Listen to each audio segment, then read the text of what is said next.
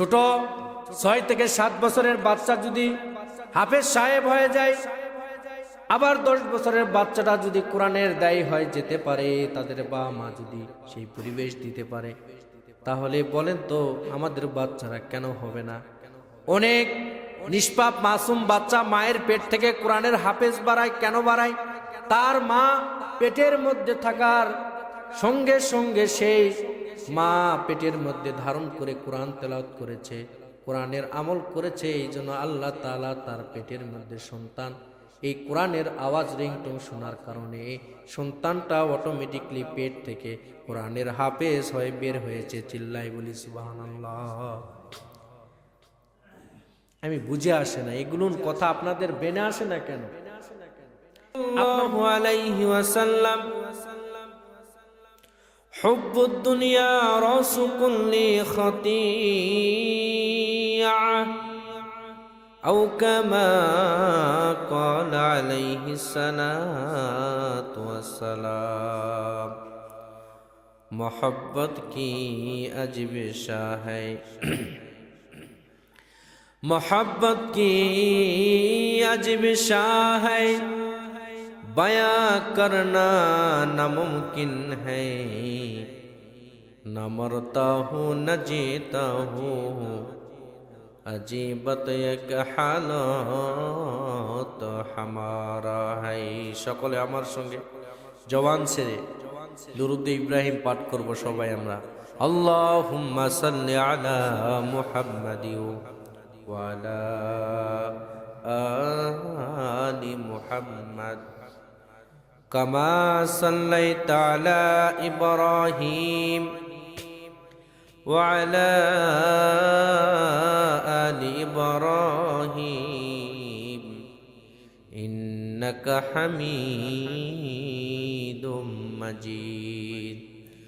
अल्लाहुम्मा बारिक अला मुहम्मद व अला आलि मुहम्मद कमा बारकता अला इब्राहिम व अला आलि इब्राहिम इन्नका हमीदुम मजीद। আলহামদুলিল্লাহ, রবের দরবারে লাখো কোটি শুকরিয়া যে আল্লাহ তাআলা এই শীত মৌসুমে আমাদেরকে সুস্থ রেখে হায়াতকে বর্ধিত করে, যা আল্লাহ তবারক তাআলা আমাদেরকে তারই ঘরে পবিত্র জুমার দিনে জুমার সালাত আদায়ের উদ্দেশ্যে যে আল্লাহ তাআলা কবুল করলেন, সেই রবের দরবারে সকলে অন্তর থেকে শুকরিয়া আদায় করি আলহামদুলিল্লাহ। লক্ষ কোটি দরুদ ও সালাম বর্ষিত হোক মানবতার অগ্রদূত সৈয়দুল মুরসালিন খাতামান নবিয়্যিন রাহমাতাল লিল আলামিন, সেই বিশ্ব নেতার প্রতি সকলে তার উম্মত হতে পেরে অন্তর থেকে দরুদ পাঠ করি। সকলে বলি সাল্লাল্লাহু। আপনারা সকলে ভালো আছেন তো ইনশাআল্লাহ? মাশাআল্লাহ, জাযাকাল্লাহ। কত মানুষ এই শীতের মৌসুমে দুনিয়া ছেড়ে চলে যাচ্ছে, হচ্ছে না? চলে যাচ্ছে। আল্লাহ তাআলা আমাদেরকে যে হায়াত দিয়েছেন, আমাদেরকে যে সুস্থ রাখতেছেন, এই শীতের মৌসুমে এত কষ্টের মাধ্যমেও যে আল্লাহ তাআলা আমাদেরকে হায়াতকে টিকে রাখছে, এটার শুকরিয়া আমাদেরকে বেশি বেশি করা দরকার। কথা বলুন, ঠিক কিনা? আল্লাহ তাআলা এই যে রমজানের সুঘ্রাণ আমাদের নাকে চলে এসেছে। রমজান কি অনেক দূরে না নিকটে? মেয়ের বিয়ে হলে আমরা প্রস্তুতি গ্রহণ করি না করি না? আপনাকে যদি বলা হয় 15 দিন পরে আপনার মেয়ের বিয়ে, সব ঠিক হয়ে গেছে, অ্যারেঞ্জমেন্ট, বলেন তো প্রস্তুতিটা কেমন হবে? আপনার ছেলে 12 বছর বিদেশে প্রবাসী ছিলেন, আপনাকে ফোন দিয়ে বলল যে বাবা আমি সামনের মাসের 1 তারিখে আসব, আপনার প্রস্তুতিটা কেমন হবে? আপনার জামাই বিয়ে দিয়েছেন, সে 1 যুগ পরে আপনার বাসায় আসতেছে, তাহলে আপনার বাসার প্রস্তুতিটা কেমন হবে? যেই জায়গাতে টয়লেট খারাপ সেখানে আপনি ডেকোরেশন করবেন, যেই ঘরে দেখবেন আপনার ডেকোরেশন খারাপ সেখানে আপনি ডিজাইন করবেন, ডেকোরেশন করবেন। আবার দেখবেন আপনার বাসাতে ভালো ভালো খানা পেনার ব্যবস্থা করবেন, যেটা নাই সেটা জোগাড় করবেন। এটা হচ্ছে কার প্রস্তুতি? নতুন মেহমানের প্রস্তুতি। আল্লাহ তাআলা বললেন, একটি বছর পর আবার মাহে রমজানের সুঘ্রাণ তোমার নাকে বান্দা ঢুকাই দিলাম এবং হায়াতকেও তোমার বর্ধিত করে দিলাম। তাহলে রজব মাস যখনই পেরিয়ে যায়, আল্লাহর নবী বলেছে একটি দোয়া তুমি বারবার পড়বে আর স্মরণ করবে, আল্লাহুম্মা বারিক লানা, আল্লাহুম্মা বারিক লানা ফি রজব শাবান ওয়া বাল্লিগনা রমাদান। সবাই আমার সঙ্গে দোয়াটা পড়েন, আল্লাহুম্মা বারিক লানা ফি রজব ওয়া শাবান ওয়া বাল্লিগনা রমাদান। আল্লাহর নবী বলেন, যখন রজব মাস এবং শাবান মাসের মধ্যবর্তী সময়ে আমি নবী অবস্থান করি, আমি মাজার মধ্যে গামছাটা জোরে আমি কষে বেঁধে প্রস্তুতি গ্রহণ করি। রমজান আসার আগে আমি রমজানের জন্য বেশি প্রস্তুতি গ্রহণ করতাম আর আল্লাহ তাআলার কাছে দোয়া করতাম, আল্লাহ রজব এবং শাবানে আমাকে হায়াতকে বর্ধিত করে দাও, রজব এবং শাবানের বারাকা আমাকে দান করে দাও, আমি যেন রমজান মাস পর্যন্ত আমি আপনার এই রমজান মাস পর্যন্ত হায়াতকে পেয়ে আপনার যেন আমল করতে পারি। চিল্লায়ে বলি সুবহানাল্লাহ। বিশ্বনবী রমজান মাস আসার আগে এত প্রস্তুতি গ্রহণ করতেন, আমাদের প্রস্তুতি তো নেই। আছে? আপনাদেরকে একটি লজিক দিলে বুঝবেন।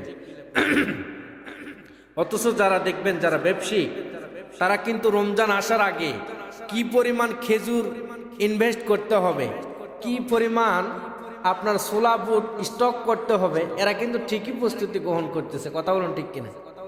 কিন্তু মুসলমান রমজান আসার আগে যে তাকে রমজানের প্র্যাকটিস করতে হয়, রমজানের যে প্রস্তুতি গ্রহণ করতে হয়, এটা মুসলমান কখনো করে না। কথা বলুন ঠিক কিনা? কথা বলবেন। আমরা করি না। মনে হয় রমজান তো অনেক দূরে, রমজান তো নিকটবর্তী চলে আসতেছে, আমরা আরো বেশি করে খাই নেই।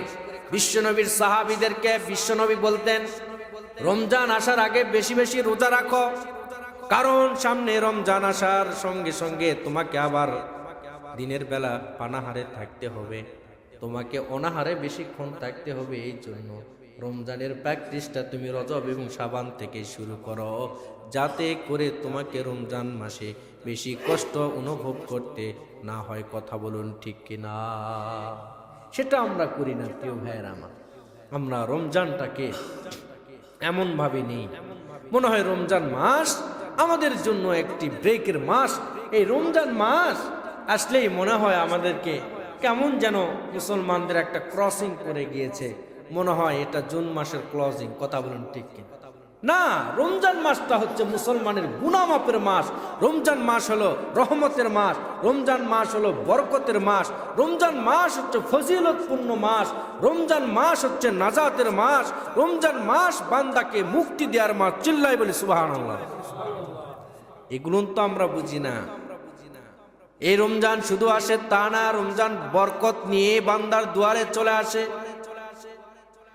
আমরা মুসলমান, আমরা এগুলো বুঝি না। রমজান মাসে আসলে আমরা বিরক্ত বোধ করি। অনেক ব্যবসাজীবী ভাই আছে রমজানে যারা বিজনেস করে, মনে করে রমজানটা গেলেই হয় আমার হোটেলের ব্যবসা হয় না। কথা বলুন ঠিক কিনা? আপনি দেখবেন রমজান মাসে যে পরিমাণ মানুষ হোস্টেলে খায়, দেখবেন 99% মানুষই হচ্ছে মুসলমান। কথা বলুন ঠিক কিনা? আরে রমজান মাসে মুসলমান দোকানে পর্দা টাঙাবে কেন? প্রশ্ন আমার এখানে। ঠিক কেমন মুসলমান? রমজান মাসে কখনো মানুষ আবার তার খাওয়ার জন্য হোস্টেলে পর্দা টাঙায়, এটা আমার কাছে একদম জঘন্য মনে হয়। একজন মুসলমান, রোজা তার উপর ফরজ। রমজান মাসের প্রস্তুতিটা আমাদের হৃদয় থেকে নেওয়া দরকার। এই জন্য বেশি বেশি দোয়াটা পড়বেন। এই যে রজব আর শাবানে যে দোয়াটা বিশ্বনবী শেখাই দিয়েছে, এটাই আমাদের আমল। এই মাসে এগুলো নিয়ে আমল। বেশি বেশি এই দোয়াটা পড়ুন, আল্লাহুম্মা বারিক লানা ফি রজব ওয়া শাবান ওয়া বাল্লিগনা রমাদান। এগুলো করবেন ভাই, কারণ হয়তো এমনও হইতে পারে এই রমজান পর্যন্ত আমরা হায়াত নাও পাইতে পারি। কথা বলুন ঠিক কিনা?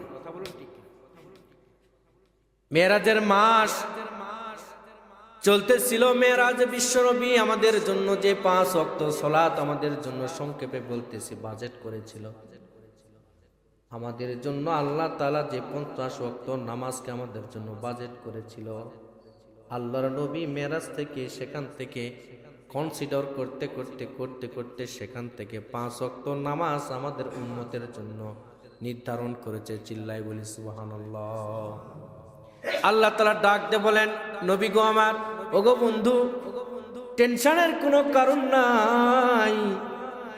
এই 5 ওয়াক্ত সালাত যদি আপনার উম্মত ইহতিমামের সহিত গুরুত্ব সহকারে সময় মতো যদি আদায় করতে পারে, আমি আল্লাহ তাআলা কথা দিলাম আপনার উম্মতদেরকে আমি আল্লাহ রব্বুল আলামিন 5 ওয়াক্ত নামাজের বিনিময়ে 50 ওয়াক্ত নামাজের সওয়াব আমি আল্লাহ তাদেরকে দান করব। চিল্লাই বলি সুবহানাল্লাহ। কিন্তু আমরা পড়ি না, পড়ি বলেন? পড়ি না। আমাদের হায়াত বলতে চেয়েছিলাম যে এখনো হয়তো ভাবতেছেন আমি এখনো দাঁড়িয়ে ওঠে নাই, যুবক ভাই ভাবতেছে দাঁড়িয়ে ওঠে নাই, আমরা তো অনেক হায়াত পাবো, আমরা বিয়ে করব, আমাদের বাচ্চা কাচ্চা হবে, তারপরে বাচ্চা কাচ্চাকে বিয়ে দিব, এরপরে নো, এটা ভাবা যাবে না। যুবক, তোমাকে বাবার আগে তুমি চলে যাবে কিনা এটার গ্যারান্টি তুমি দিতে পারবে না। হায়াতটা আমাদের কেমন আপনাদেরকে একটা লজিক দিলে বুঝবেন। প্রত্যেক মানুষের হায়াতটা একটা বরফের মতো। কার মতো বলেন? বরফের একটা টুকরা যদি আপনি ওপেনলি যদি ফ্রিজ থেকে বাহির করে যদি খোলা ময়দানে রাখেন, বড় একটা দানা আকারে আপনি যদি রাখেন, সেটা দেখবেন বরফটা বলেন তো আস্তে আস্তে কমে যাবে না বৃদ্ধি হবে? কমে যাবে না বৃদ্ধি হবে? আপনার রূহ আত্মাটা যখন লহে মাহফুজের ছিল, একটা টুকরা আকারে ছিল, সেখান থেকে আল্লাহ তাআলা প্রসেসিং করে ওই যে দুনিয়ার ভিতরে আপনাকে নিক্ষেপ করে প্রসেসিং করে মায়ের গর্ভ বাপের রেহেম থেকে মায়ের রেহেম, সেখান থেকে প্রসেসিং করে আস্তে আস্তে যখন দুনিয়া অবতরণ করাতে আপনি শুরু করে দিয়েছে, বরফ যেমন ওপেনলি বাহিরে খোলা রাখলে যেমন গলতেই থাকে, আপনার হায়াতটা আল্লাহ তাআলা যতটুকু নির্ধারণ করে রেখেছিল তার থেকে কিন্তু বরফের মতন গলতেই আছে, সেটা আর কখনো বৃদ্ধি হয়নি। কথা বলুন ঠিক কিনা? প্রত্যেকের হায়াতের সময়সীমা কিন্তু কমে যাচ্ছে। আমরা মনে করতেছি বয়স বাড়তেছে। নো, বয়স কি বাড়তেছে বলেন? বাড়তেছে? কমে যাচ্ছে। বরফ একটা পাত্রে রাখলে যেমন কমে যায়, আপনারও হায়াতের সময়সীমাও অতি দ্রুত বেগে আপনার কমে যাচ্ছে। প্রিয় ভাইয়েরা, এটাকে ধরে রাখার কোনো প্রসেসিং আমাদের নেই প্রিয় ভাইয়েরা আমার। এই জন্য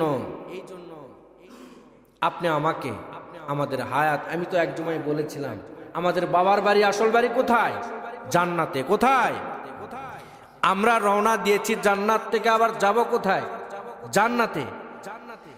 আমরা শুধু খালি একটা প্ল্যাটফর্মে একটা স্টেশন পার হচ্ছি, এভাবে প্রসেসিং হতে হতে আস্তে আস্তে আমাদের শেষ ঠিকানা জান্নাতে যেতে হবে। প্রিয় ভাইয়েরা আমার, এই জন্য দুনিয়াতে এত হিংসা বিবাদ, আমাদের অহংকার অহনমিকা এগুলো বাদ দিয়া আল্লাহ তাআলার যদি ইবাদতে মগ্ন হয়ে কোরআন হাদিসের প্রতি আকৃষ্ট হয়ে মুসলমান কবর পর্যন্ত যদি আমল নিয়ে যাইতে পারো, আল্লাহর নবী বলেছে আমি তাকে সুপারিশ করে সেই উম্মত সহ আমি নবী কথা দিলাম তাকে নিয়ে একই সঙ্গে সে আল্লাহর সংরক্ষিত সেই জান্নাতে আমি বসবাস করব। চিল্লাই বলি সুবহানাল্লাহ।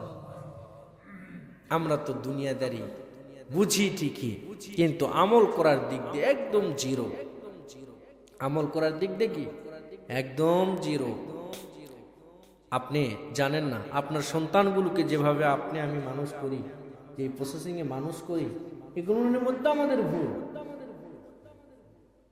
আমি একটা গত সপ্তাহে একটা জিনিস থিসিস করেছি বাচ্চা কাচ্চার উপর গবেষণা করে, যে একটা পিতা একটা সন্তানকে কতটুকু তার বাবা মা হিসাবে করণীয়, এটার দিকে লক্ষ্য রেখে এই যে রমজান আসতেছে, সন্তানদেরকে বাবা মারা বুঝাবে যে রমজান আসতেছে তোমার খালি স্কুল ছুটির জন্য না, ঈদের জন্য না, এখানে আমাদের কি করণীয় আমাদেরকে বুঝাইতে হবে বাচ্চাদের। প্রত্যেকটা বাচ্চা জন্মগ্রহণ করে নিষ্পাপ হিসাবে, পৃথিবীতেও আসে নিষ্পাপ হিসাবে, তারা যে পরিবেশ পায় সেই পরিবেশেই কিন্তু বড় হয়ে যায়। আপনি বলেন তো, বাংলাদেশের একটা বাচ্চা, বাংলাদেশের একটা মা যদি সৌদি আরবে বসবাস করে, সেখানে কনসেপ্ট হওয়ার পরে পেটে যদি বাচ্চা আসে, ভূমিষ্ঠ করে যদি সৌদি আরবে, 5 থেকে 6 বছর পর বাচ্চারা যখন বড় হয়ে যাবে, যখন কথা শিখবে মুখে, বলেন তো সৌদি আরবের ভাষায় কথা বলবে না বাংলাদেশের ভাষায়? কোন ভাষায়? কেন বলেন তো? মা বাঙালি, বাবাও বাঙালি, বীজ বাঙালি, কিন্তু কথা বলবে কেন সৌদি আরবের? আবার দেখবেন সৌদি আরবের একটা রমণী নারী বাংলাদেশে একজনের সঙ্গে বিবাহ হয়েছেন, বাংলাদেশে তিনি চলে এসেছেন, ঠিক কনসেপ্ট হয়েছেন বাংলাদেশে, কিন্তু বসবাস করতেছে বাংলাদেশে। তার পেট থেকে একটা ফুটফুটে বাচ্চা হয়েছে, বাচ্চার বয়স 3 থেকে 4 বছর। প্রথম কথাবার্তা শিখতেছে বাবা মা তুমি আমি, যত রকম ভাষা আমাদের বাচ্চারা বলে। ঠিক এরকম 3 থেকে 4 বছর বাচ্চার যখন বয়স, ওই যে মা সৌদি আরব প্রবাসীর মেয়ে বা সৌদি আরবের স্থানীয় মেয়ে বাংলাদেশে তার বাচ্চারা ভূমিষ্ঠ হওয়ার পরে 5 বছর বয়স হয়ে গেল, বলেন তো সে বাংলা ভাষায় কথা বলবে না আরবি ভাষায় কথা বলবে? কি ভাষায়? বাংলা ভাষায়। কেন? এই যে বাংলাদেশে বাচ্চাটা কে কিভাবে কথা বলতেছে, তার বাবা কিভাবে কথা বলতেছে, বাবা কিভাবে চলাফেরা করতেছে, মা কিভাবে চলাফেরা করতেছে, তার দাদি কিভাবে তার সঙ্গে কথা বলতেছে, নানা কিভাবে তার সঙ্গে কথা বলতেছে, তার আরেকটা সহজাতি ভাই কিভাবে কথা বলতেছে, আরেকটা ছোট বাচ্চা কিভাবে কথা বলতেছে, এই যে পরিবেশ, এই যে ভঙ্গিমা, কথা বলার অ্যাটিটিউড দেখে যতই সে সৌদি আরবের বাচ্চা হোক না কেন, ওই যে প্রথম বলি একটা কোমলমতি বাচ্চা, আপনাদেরকে লজিক দিই, কোমলমতি বাচ্চার ব্রেন থাকে খুবই স্বচ্ছ পরিষ্কার নির্ভেজাল, একদম জান্নাতি বাচ্চা। তো ছোট মানুষ মানে ফেরেশতা। এই বাচ্চাটাকে যখন আপনি যে পরিবেশ দিবেন, এই পরিবেশে আপনি ওই বাচ্চাকে কথা না বলেন, আপনি বিয়ের সঙ্গে কথা বলবেন, গল্প করবেন, আপনি দেখবেন আর একজন ভাইয়ের সঙ্গে গল্প করবেন, সাধারণ ভাষায় গালিগালাজ করবেন, বাচ্চাটার ব্রেনটা এত পরিষ্কার আর এত পাওয়ারফুল একটা ব্রেন, আপনার কথাগুলো সে ব্রেনে ঢুকে ফেলবে। আপনার ভাষা, আপনার চলাফেরা, আপনি কিভাবে কথা বলতেছেন, কি আমল করতেছেন, না বেয়াদবি করতেছেন, না স্ত্রীর সাথে ঝগড়া করতেছেন, না আপনি তার মায়ের সাথে ঝগড়া করতেছেন, না আপনার ওর মা বাবা খারাপ ভাষায় গালি দিল, না বাবা তার মাকে খারাপ ভাষায় গালি দিল, এইভাবে যে তার বাবা মা, তার পরিবার, তার দাদা দাদি, নানা নানি যেরকম আচরণ করবে, এই ছোট বাচ্চা অটোমেটিকলি 4-5 বছর এই পরিবেশ পাওয়াতে এই বাচ্চা এটা শিখে যায়। কথা বলুন ঠিক কিনা? আবার এই ছোট বাচ্চা বাঙালি বাচ্চা হোক না কেন, এর মা যদি যায় সৌদি আরবে বাচ্চা প্রসব করে, দেখবেন 3 থেকে 4 বছর পরে এই বাচ্চা সৌদি আরব প্রবাসীর ওই পরিবেশ পাওয়ার কারণে ওই ভাষায় কথা বলে। ইন্ডিয়াতে বাচ্চার জন্মগ্রহণ করলে ইন্ডিয়ার ভাষা শিখে যায়। আপনাদের কাছে আমার একটা প্রশ্ন থাকবে, প্রিয় ভাইয়ের আমার, আপনার সন্তান বেয়াদব হওয়ার কারণে, আপনার সন্তান গালিগালাজ, অকথ্য ভাষা, নেগেটিভ কথাবার্তা বলার জন্য পরিবেশের আর কেউ দায়ী নয়, আপনি বাবা মা দায়ী। আপনার সন্তান যদি গালিগালাজ করে, যদি বেয়াদব হয়ে যায়, নষ্ট হয়ে যায়, তার জন্য বাবা মা দায়ী। এই জন্য আপনাদেরকে হাতে পায়ে ধরে বলি, এই সন্তানকে যদি সুন্দর একটা পরিবেশ দেন, সুন্দর একটা মা দেন, সুন্দর একটা বাবা দেন, আপনার সন্তানকে যদি ছোট থেকে যদি আপনি সেজদা শিখান, আপনার সন্তানকে যদি ছোট থেকে আপনি তাহাজ্জুদের নামাজ শিখান, আপনার সন্তানটাকে যদি আপনি নামাজি বানান, আপনাকে বেশি কিছু প্র্যাকটিস করা লাগবে না। আপনার সন্তান যখন 3 থেকে 4 বছর 5 বছর বয়সের সম্মুখীন হবে, বাবা হিসাবে শুধু ভালো ভালো জিনিস তাকে শেখাবেন, সঙ্গে নিয়ে ঘুরবেন, ভালো প্রোটেক্ট করবেন, তাকে একটু ভালো পরিবেশ দিবেন। দেখবেন বাচ্চাটা কখনো যতদিন বড় হোক না কেন আর কোনো দিন কখনো নষ্ট হওয়ার চান্স নাই। কথা বলুন ঠিক কিনা?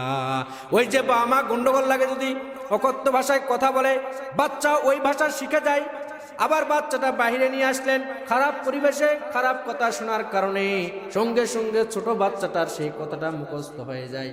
আর ছোট বাচ্চারা যদি কোরআনের পরিবেশে থাকে, ভালো পরিবেশে থাকে, যদি ভালো ভাষাগুলো শুনতে থাকে, বাচ্চার ব্রেনের মধ্যে এমন সুন্দর ভাষা সেভ হয়ে যায়, এটা আর কখনো বলে না। কথা বলুন ঠিক কিনা?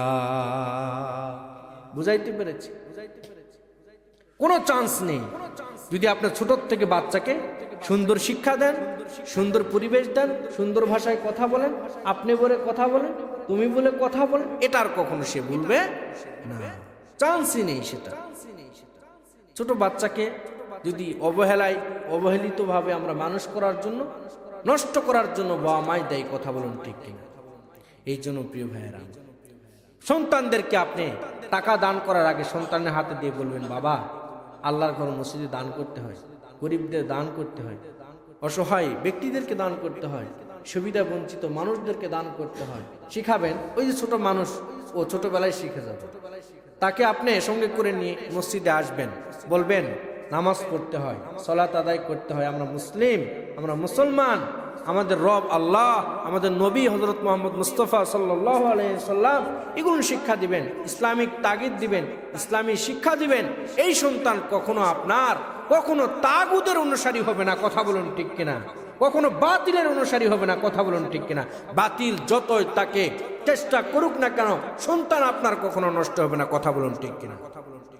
প্রিয় ভাইয়েরা, এই জন্য আপনাদেরকে তো বারবার বলি, গ্রাম বাংলার মানুষ আপনারা সহজ সরলভাবে চলাফেরা করেন, কিন্তু তারপরেও আমাদের সন্তানগুলো কেন নষ্ট হয়, আমাদের সন্তানের জন্য কেন কষ্ট লাগে, আমাদের সন্তানগুলো সবাই সুশিক্ষিত এবং সমাজবদ্ধভাবে ইসলামিক মুভমেন্টের হয় না কেন? এ একটি অভাব আমাদের। আমরা বাচ্চাকে পরিবেশ দিতে পারি না, বাচ্চাদের সঙ্গে ভালোভাবে কথা বলতে পারি না, বিবিদের সঙ্গে ভালো আচরণ করতে পারি না, সন্তানের সঙ্গে সুন্দরভাবে আচরণ করতে পারি না। এই জন্য সন্তান আমাদের নষ্ট হয়।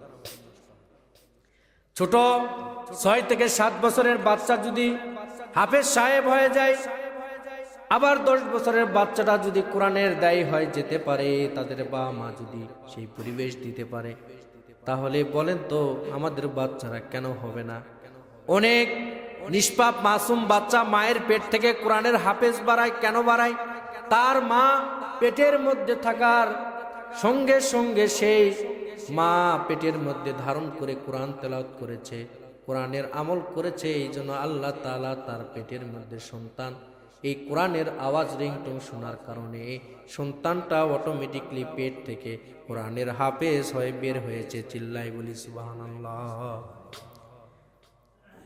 আমি বুঝে আসে না এগুলোর কথা, আপনাদের বেনে আসে না কেন? আপনার মোবাইলে, যেমন মোবাইলে যদি 5 বার যদি কেউ কল দেয়, বলেন তো কলটা আপনি ব্যাক করে কি বলেন তাকে? আই এম রিয়েলি সরি, আপনি ফোন দিয়েছিলেন ভাই, আপনার ফোনটা আমি রিসিভ করতে পারি নাই, এই জন্য একটু পরে ব্যাক করলাম। কি করলাম? ব্যাক করলাম। বলেন এখন কি বলবেন? বলি কি বলি না? এ কথা বলি কি বলি না? আপনি আমি মুসলমান, আল্লাহ তাআলার পক্ষ থেকে, মুয়াজ্জিনের পক্ষ থেকে আপনাকে 5 বার কল দেওয়া হয়, আপনি বরাবর 5 বার কল দেওয়া হয়, মিস কল নয়, কি নয়, ডাইরেক্ট কল দেওয়া হয় যে আল্লাহর পায়ে সেজদা দেওয়ার জন্য বান্দা তুমি তার দরবার পর্যন্ত আসো।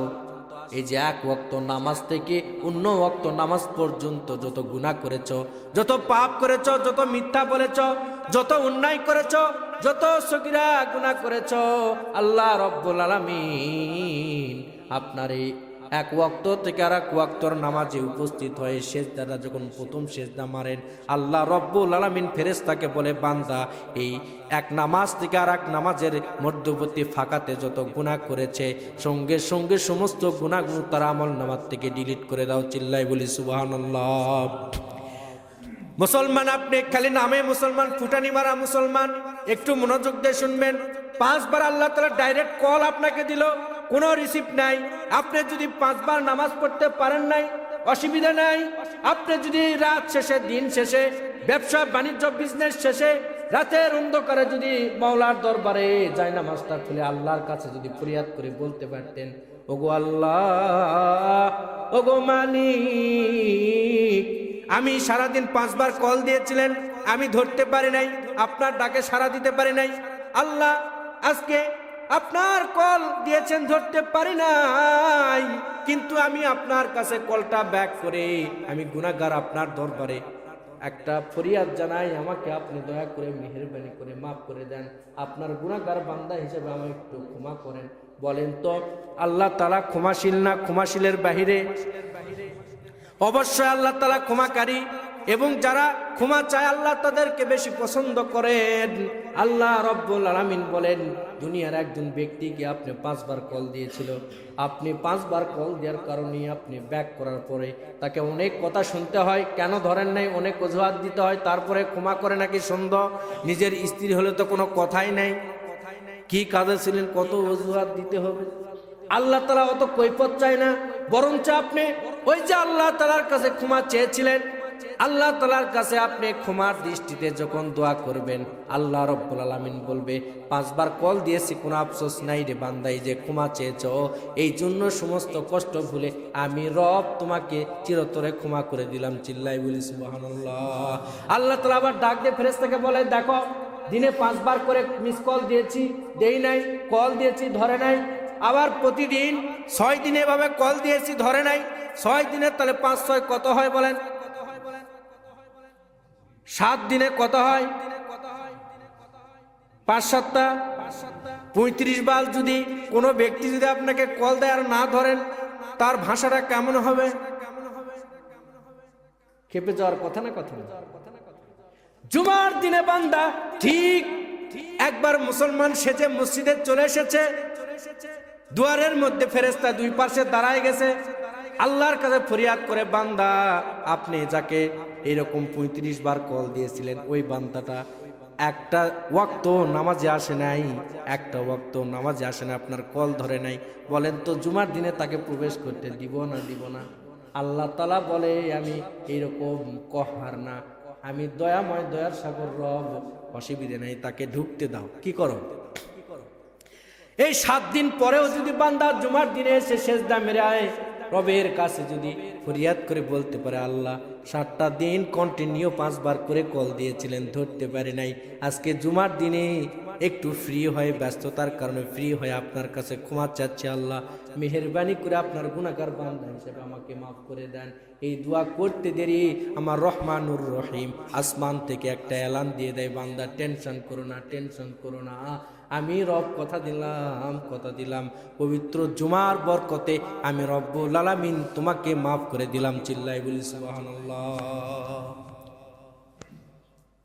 কোন বান্দা যদি পবিত্র জুমার দিনে বাসার থেকে ওযু করে, গোসল করে, সুন্দর পোশাক পরে, আতর সুরমা লেগে জুমার দিনের উদ্দেশ্যে গমন করেন, তার বাসা থেকে মসজিদটা যত কদম হবে, প্রত্যেক কদমে আল্লাহ রাব্বুল আলামিন 1 বছর নফল নামাজ পড়ার সওয়াব আল্লাহ তাআলা তাকে দিয়ে দান করবে, 1 বছর নফল রোজা রাখার সওয়াব তার বান্দার অ্যাকাউন্টে দান করবে। চিল্লাই বলি সুবহানাল্লাহ। এগুলো তো আমরা বুঝি, আমরা শুধু বুঝি মানুষকে ঠকানো, মানুষকে কিভাবে ধোঁকাবাজি করবো আর কিভাবে আমরা জিতে